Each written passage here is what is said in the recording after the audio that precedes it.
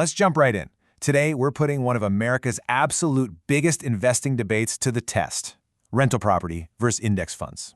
And we're doing this not based on opinions, not based on social media advice, and definitely not based on what someone's uncle claims at a family barbecue.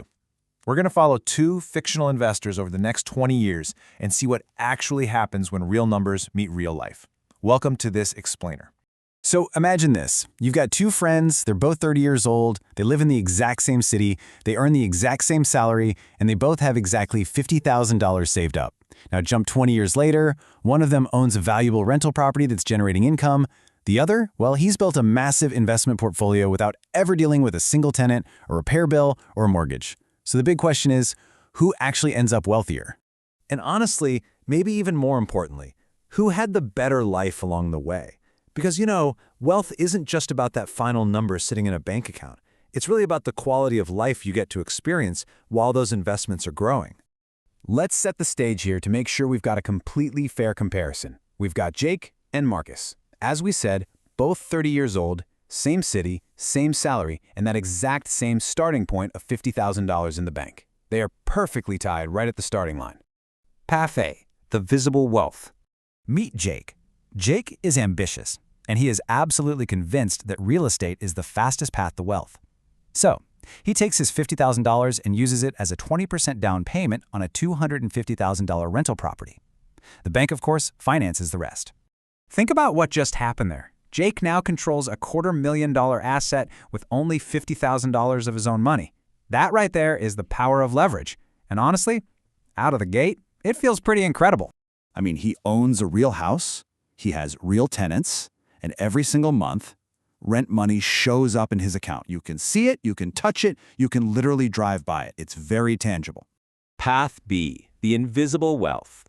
Now, let's meet Marcus. Same starting point, remember? But instead of buying property, he takes a totally different route. He invests his entire $50,000 into a low-cost total stock market index fund. That means no mortgage, no tenants, no midnight maintenance calls about a leaky roof, and absolutely no property taxes. His whole system is completely automated. He invests that initial $50,000, sets up an automatic investment of $300 every single month, and promises himself one major thing: he will not touch the money. So, at first glance, Jake really seems like the obvious winner here, right?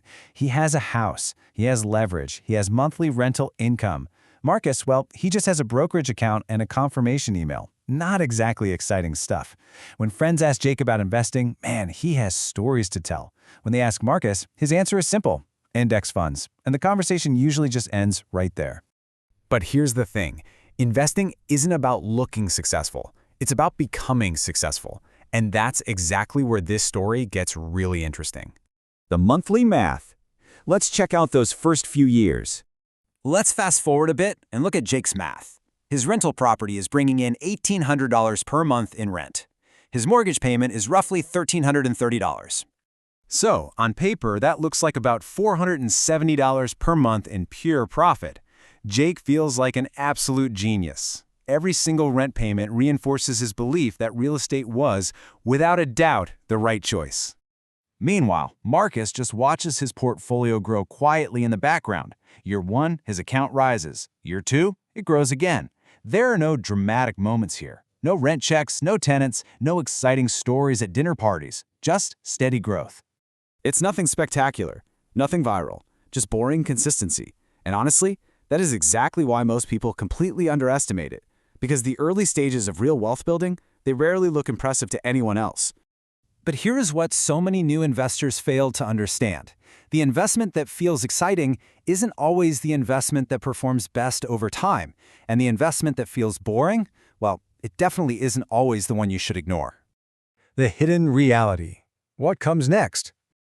The next few years of this 20-year journey are about to reveal something that surprises almost everyone. Because while Jake is busy collecting those rent checks, he's also collecting expenses. And those hidden expenses, they are about to fundamentally change everything. So, will these hidden, real-world expenses completely wipe out Jake's early lead?